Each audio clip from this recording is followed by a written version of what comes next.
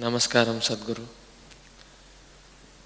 I just want to know the basic difference of the way of Shiva and the way of Buddha. It's very easy to talk about Buddha's way because it's very logical. It's quite simple, actually. And it's very long drawn-out process. Generally, the methods that Gautama gave to people were always a question of a few lifetimes. You can clearly see this today. The Buddhists are always talking about this, particularly the Tibetan Buddhists, who are the best-known Buddhists in the world today for whatever political reasons.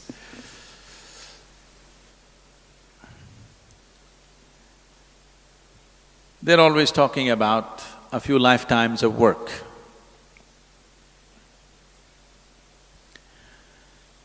So if you have that kind of patience, that you're willing to work for a few lifetimes, Gautama's ways are very efficient, very logical, scientific, step-by-step process that one can take, because this is a path of awareness.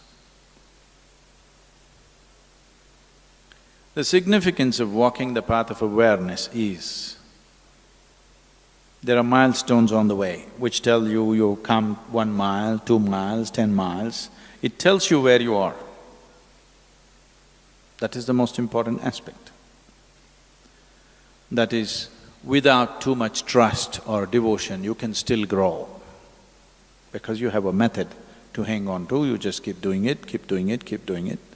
It clearly shows you that you're progressing. But with Shiva, there is no such guarantee. And he doesn't fix milestones. You don't know whether you're going forward or backward. But you're going somewhere, that's all you know. It's like falling into your bottomless pit. That sounds terrifying. I want you to understand this. A bottomless pit is the safest place to fall into.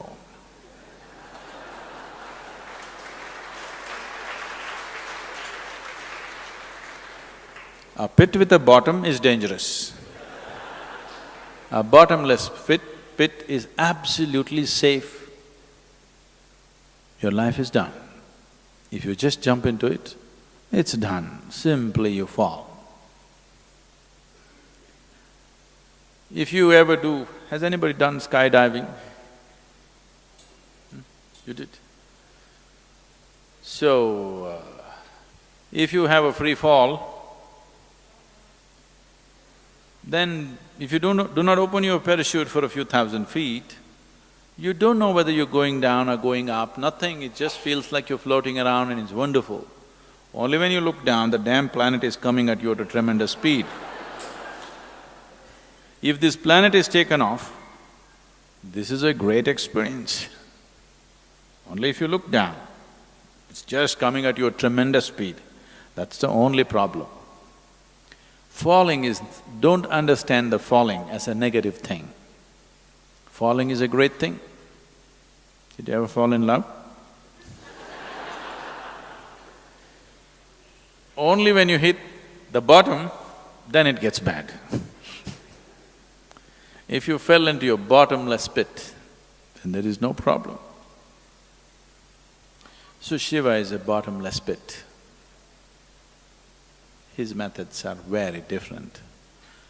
But you cannot limit him that way because with 7 different disciples, the 7 Saptarishis, the celebrated rishis of the yore, he taught 7 basic ways in which a human being can explore his consciousness.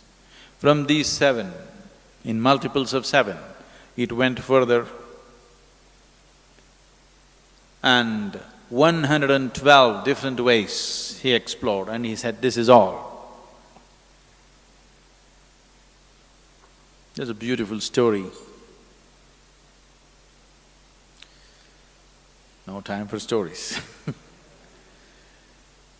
So, he expounded 112 different ways as to how a human being can attain to his peak. And these 112 are the 112 chakras in the body. There are 114, but two of them are outside the physical body. He left those two and he said, 112 different ways of attaining when you're embodied. That means every chakra in the body, every meeting point of the energy system, one particular way of attaining. So he did not leave anything out. So Buddha is a small part of his work. I want you to understand, Gautama himself didn't go simply sit in the forest. The 8 years of his sadhana, he spent with various teachers across the country. And the whole spine of this spiritual process, this knowledge, has essentially come from Shiva. Wherever it is, whichever part of the world it is, the basic spiritual process comes from this spine, and it's been taken to different parts of the world in so many different forms. They look so different because these 112 different ways look absolutely different from one another. So what is the difference between Shiva and Buddha is not an appropriate question. Which aspect of Shiva did Buddha explore? He explored the path of awareness, which is one aspect. It's very unidimensional, but the significance of Gautama Buddha is, he is very scientific, clinical. He appeals to the logical mind. But he is like… He also said like this, many times he was an ascetic, he just sat unmoving. But many times he was mad, dancing, drunk. He was in all kinds of states because he didn't limit himself to any particular dimension. He just explored every aspect of life. So what you call as Buddha's way is just one aspect of these 112 different ways. And so many others have brought so many other aspects, but individual ways. Of the 7 disciples, of the 7 Saptarishis, the one who walked south, south means anything south of Himalayas is south. I'm talking to all the Mumbai people. Anything south of Himalayas is south. So Agastya walked south. And he became particularly active beyond the Vindhya mountains. You know that story about Vindhya mountains bowing down to Agastya Muni and he never came back, so… You know that story? No. You must learn something about India. So particularly the Deccan Plateau, he spread himself in such a way, every human habitation in Deccan Plateau he touched. Wherever you see, you will hear something about Agastya Muni. And he started this action for rural rejuvenation. He did not leave a single human habitation. He brought spiritual process to everybody's life, the whole population. They say he lived over 4,000 years. We don't know how long he lived, but definitely his lifespan was not a normal span of life, it was extraordinarily long. When you just calculate the mileage that he covered, if you had put a speedometer on him and seen how many miles he covered, you could see it's an extraordinary length of time. We don't know whether it's 400 years or 4,000 years, people say it's 4,000. But definitely he lived very long. And he touched every habitation and made sure a spiritual process became a living reality for them. We are still enjoying his work, I want you to know. the southern part of India, is still enjoying his work. A certain, without knowing why, a certain level of settled nature that you see is his work. Because he brought yoga into people's lives without a label, without a format, just like life process. As you wake up in the morning, brush your teeth, cook, eat, all this he made it into a spiritual process, and we are still enjoying the benefits of that.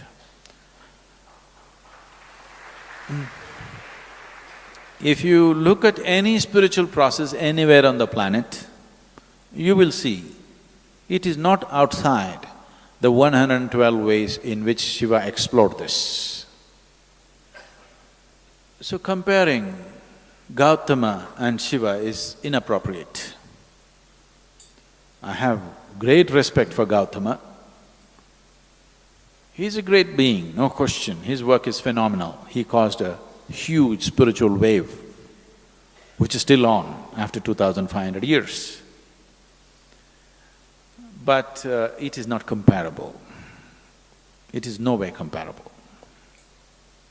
All we can say is, Shiva's work contains Gautama's work as a small element.